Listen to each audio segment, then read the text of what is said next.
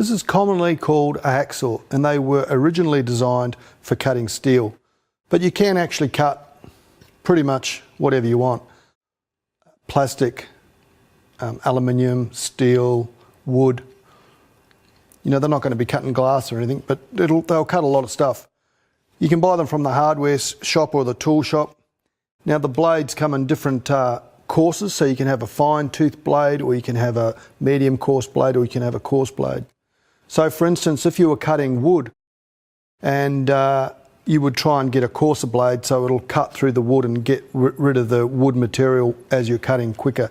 But if you want to cut like steel, you need fine teeth because the steel's a lot harder. And the blade can just come off by unscrewing the end screw. Normally there's a screw here or a lever, some description, but normally it's at this end. You just unscrew, the blade comes out, and to put the blade back in, you just put it in its little hook.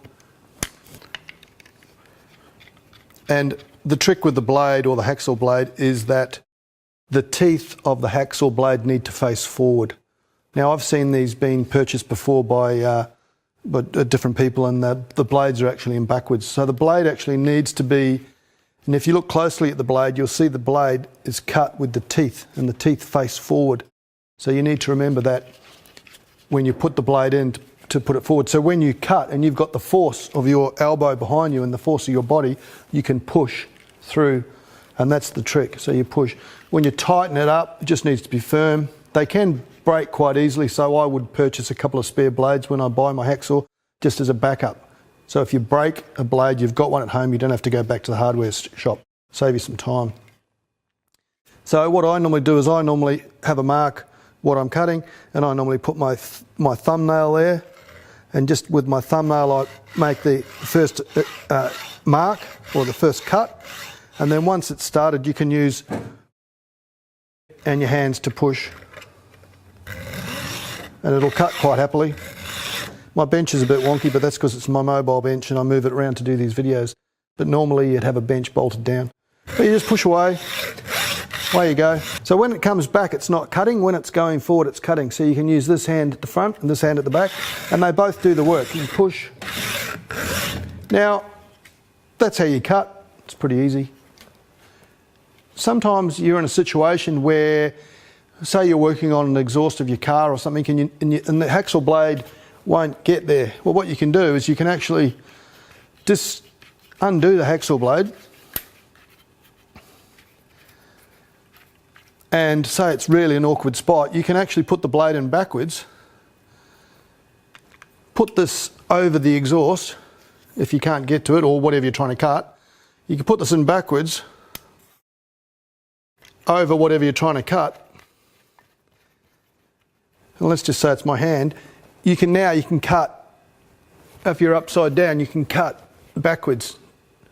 So the hacksaw blade doesn't always have to be in the way it's designed to be used, because you might have a situation where you just have, you know, a little bit of room and you can pull it towards you and it's still cutting because the blade's now facing the other direction. So just a little trick for you.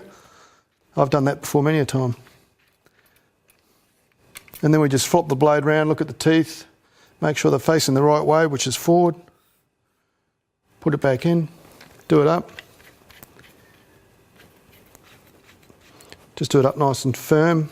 When I was taught to do this up, you put the blade in and you turn the nut 3 turns, but there's so many different variants of hacksaw blades now, you never know what's real and what's not. But basically firm and tight, so it's not loose. And then you're good to go again. Yeah, if they get wet, just give them a wipe down. You can hang them on a hook or put them in your cupboard, but very handy to have. And if you need to cut like a branch of a tree and you have a coarser blade, you know, it'll cut the branch of a tree. Look, it's not the ideal tool to use to cut a branch of a tree, but it will do it, especially if it's a small branch. Now the teeth also, just for your information, the teeth, the way they're cut is, so they cut forward, but they're also cut out a little bit. So one tooth is cut out that way and this tooth is cut out that way. So they go, I'll put this down, they sort of go like this. So when you do cut and when you start cutting through your material, the blade will not get stuck on the steel. or get wedged in there because the teeth are slightly wider than the blade itself, so it won't get stuck. I hope you understand that. Great little tool to have.